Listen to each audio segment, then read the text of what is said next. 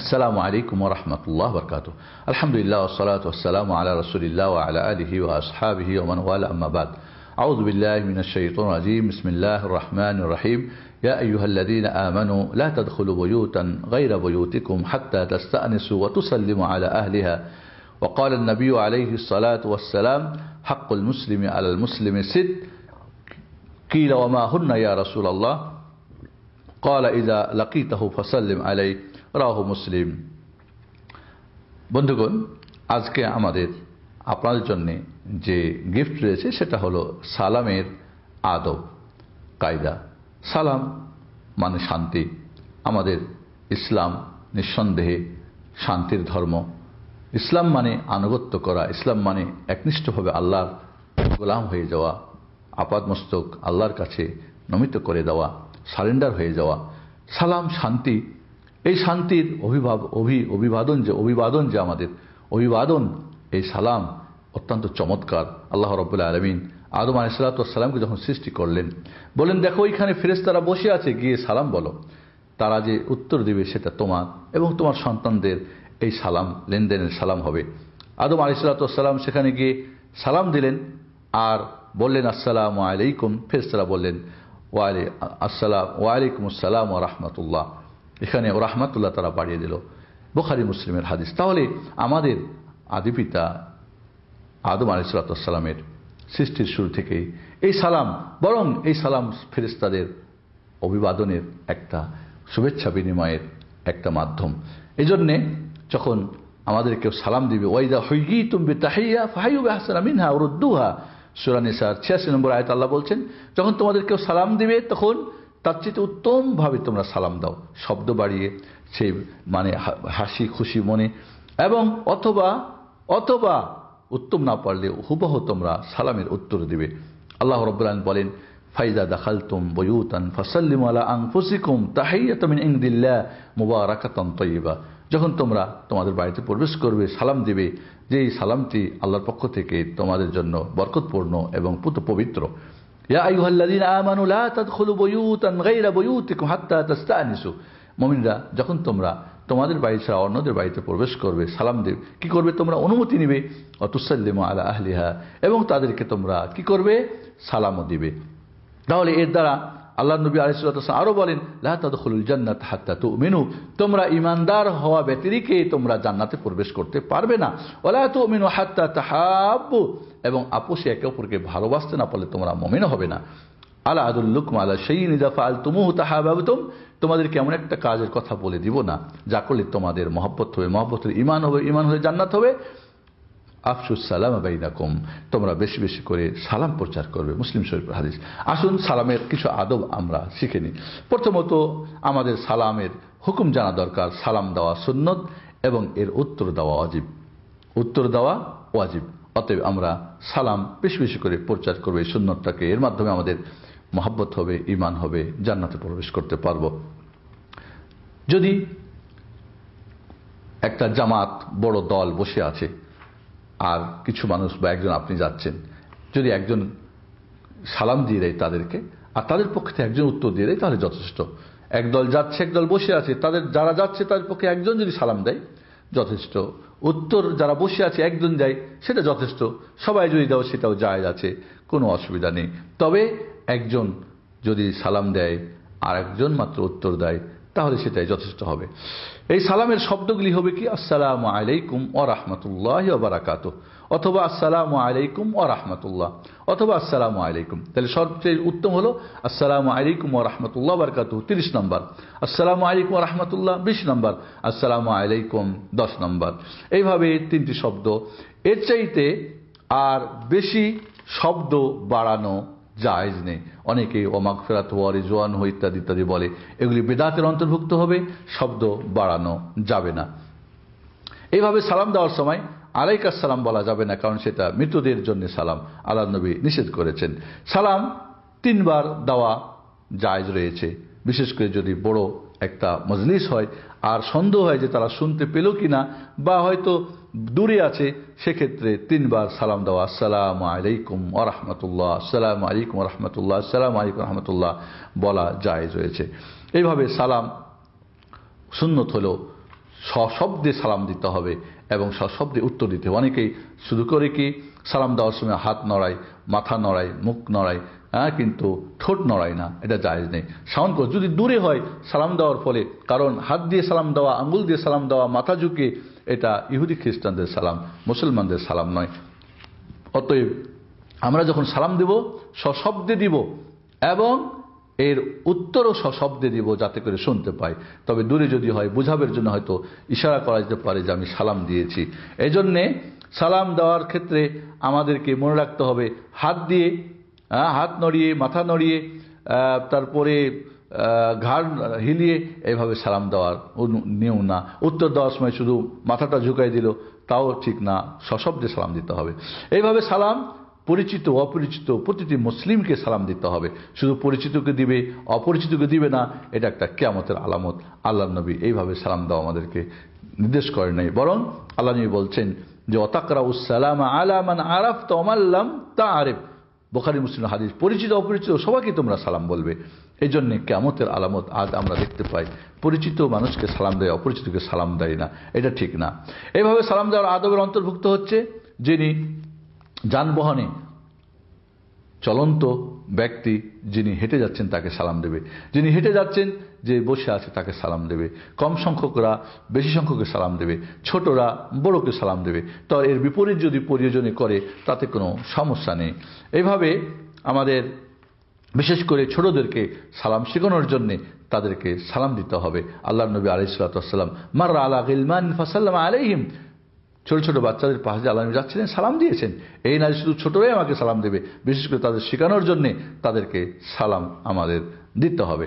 যদি দুইজন পথযাত্রী বা দুইজন জার্নি করতে যানবাহনে যাচ্ছে, তাহলে কি করবে? এদের মধ্যে উত্তম যে ছোট সে সালাম দিবে বড়কে, আর যদি দুইজনই একই পর্যায়ের হয় যে আগে দিবে সালাম, সেইভাবে উত্তম উত্তর দেওয়ার ব্যক্তির চাইতে। আল্লাহ নবী বলেন আল মাশিয়ানি ইজতামা ফাইয়ুহুমা বাদা বিসসালাম ফাহুয়া আফদাল। দুইজন চলন্ত ব্যক্তি একই সঙ্গে যদি দেখা হয় সালাম দিবে সেই ব্যক্তি উত্তম। এজন্যে আমাদেরকে চলার সালামের ব্যাপারে, যদি চলতেছে দুইজন, হয়তো একটা গাছ সামনে পড়লো বা একটা পাথর বা একটা ঘর, এবং সে দুইজন গিয়ে আবার দেখো সামনে দেখা হলো, আবারও সালাম দিতে হবে। এত গুরুত্ব রয়েছে সালাম দেওয়ার। আল্লাহ নবী বলেন ইদালাকে আহাদুকুম আখা ফালিউসাল্লিম আলাইহি, যখন তোমাদের কেউ ভাইয়ের সঙ্গে সাক্ষাৎ হবে সালাম দিবে। ফাইন হালাত বাইনাহুমা শাজার আও জিদার আও হাজার সুম্মা লাকিয়াহু ফালিউসাল্লিম আলাইহি, এরপরে যদি দুইজনের মাঝে একটা গাছ বা একটা ওয়াল বা একটা পাথর কি হয়, দুজনকে আলাদা করে দেয়, আবারও দেখা হয়, তাহলে আবারও সালাম দেবে। এইভাবে আজনাবী মহিলা যারা অপরিচিত, যারা মাহারাম না, তাদেরকে সালাম দেওয়া যাবে না। তবে ফিতনা মুক্ত যদি হয় সেক্ষেত্রে হয়তো সালাম দেওয়া যেতে পারে, যেরকম শিক্ষক ছাত্রীদেরকে, বা এমন কোনো বুড়ি মহিলা যার ব্যাপারে মানুষকেও কোনো সন্দেহ বা ফিতনার করা যাবে না, ফিতনার কোনো আশঙ্কা নেই, এমন মুহূর্তে হয়তো সালাম দেওয়া যেতে পারে। তবে কোনো আজনাবী মহিলাকে সালাম দিয়ে এরপরে মুসাফা করা ইত্যাদি ইত্যাদি আজকাল বিমানবালাদের সঙ্গে বা বিভিন্ন জায়গাতে এটা সম্পূর্ণভাবে হারাম, কোনোভাবে করা যাবে না। সালামের ব্যাপারে আমরা আগেই বলেছি, ছোট বাচ্চাদেরকে সালাম দেওয়া উত্তম শেখানোর জন্যে। এইভাবে কোনো যদি কি বলে, আমাদের সালামের ক্ষেত্রে মনে রাখতে হবে যখন ঘুমন্ত ব্যক্তি থাকবে এতটুকু শব্দ করতে হবে ঘুমন্ত ব্যক্তির যেন ঘুম ভেঙে না যায় এবং জাগ্রত ব্যক্তি সালাম শুনতে পায়। এইভাবে কোনো ইহুদি খ্রিস্টান অমুসলিমকে আসসালামু আলাইকুম বলে কোনো সালাম শুরু করা যাবে না।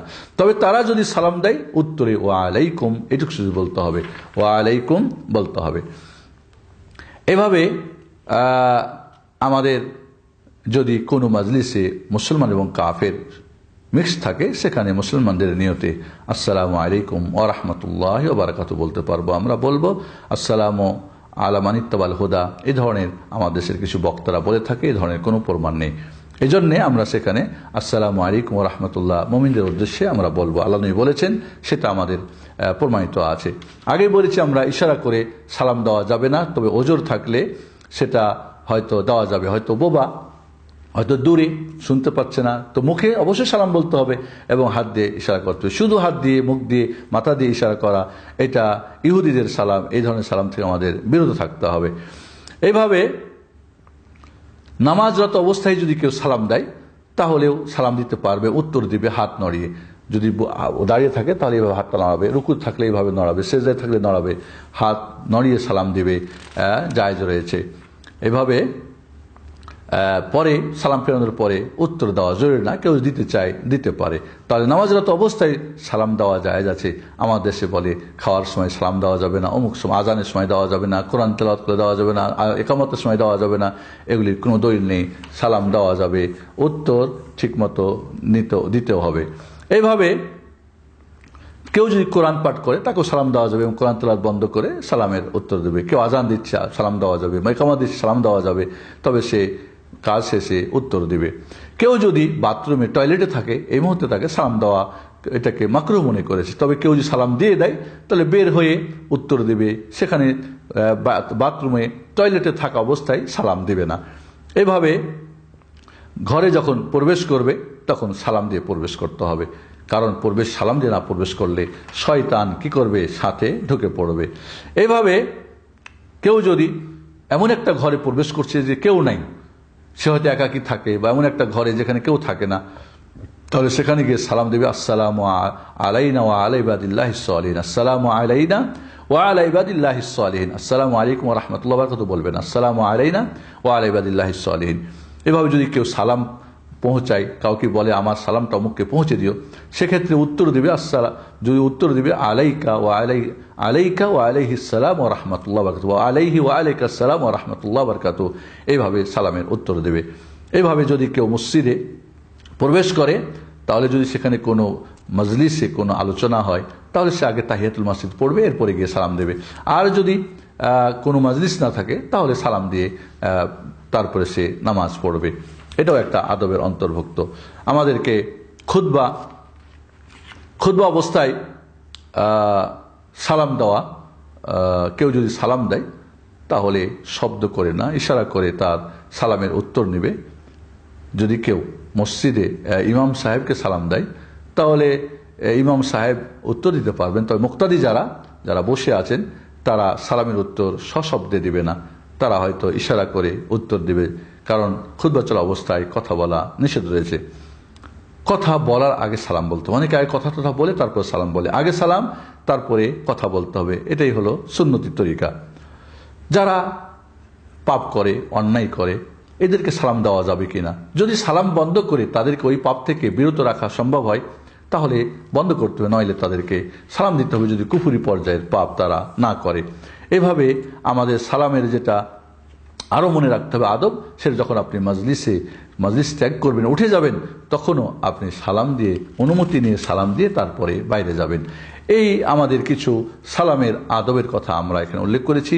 আশা করি এই সালাম শান্তি এবং রাহমাত এবং বারাকাত একে অপরের জন্য কামনা করে আমরা এই পৃথিবীতে শান্তি, রাহমত এবং বরকত আমরা আল্লাহর মাধ্যমে কায়েম করতে চাই।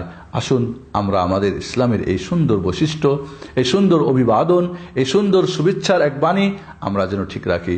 এখানে অনেকেই আমরা গুড মর্নিং, গুড ইভিনিং এই সমস্ত কথা বলি, সালাম না বলে এগুলি জায়েজ নেই। তবে কেউ যদি সালাম দেওয়ার পরে গুড ইভিনিং, গুড মর্নিং এগুলি বলে, সেক্ষেত্রে হয়তো জায়েজ হতে পারে, কিন্তু আসল সালাম ইসলামের আগে শব্দ আসসালামু আলাইকুম ওয়া রাহমাতুল্লাহি ওয়া বারাকাতুহু বলার পরে সেটা হয়তো বলা যেতে পারে।